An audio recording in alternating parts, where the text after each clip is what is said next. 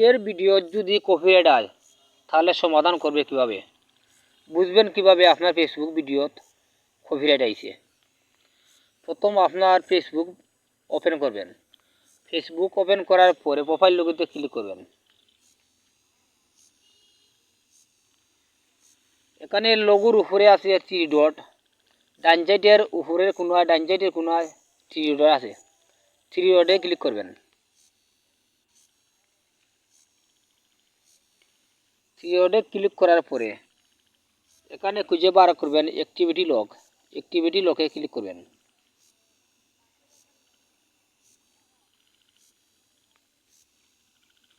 এখানে বাম সাইডে আছে আর্কাইভ লেখা আছে, বাম সাইডে আর্কাইভে ক্লিক করবেন।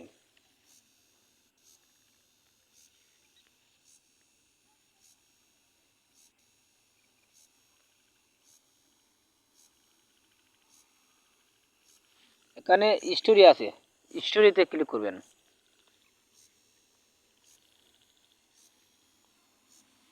এই দেখুন এখানে আপনার ভিডিও চেক করে নেবেন কপিরাইট আইছে কি না।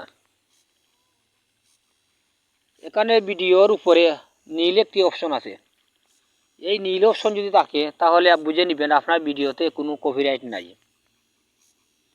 আর এখানে ভিডিওর উপরে যদি নীল অপশন না থাকে লাল চিহ্ন বা হলুদ চিহ্ন আসে তাহলে মনে করবেন যে আপনার ভিডিওতে কপিরাইট আছে। লাল বা হলুদ চিহ্ন আসলে আপনার ভিডিওতে কপিরাইট আছে, তাই এই ভিডিওগুলো আপনি ডিলিট করে নেবেন। আর যদি এরকম নীল আসে, ভিডিওর উপরে নীল অপশন আসে তাহলে মনে করবেন আপনার ভিডিওতে কোনো কপিরাইট নাই।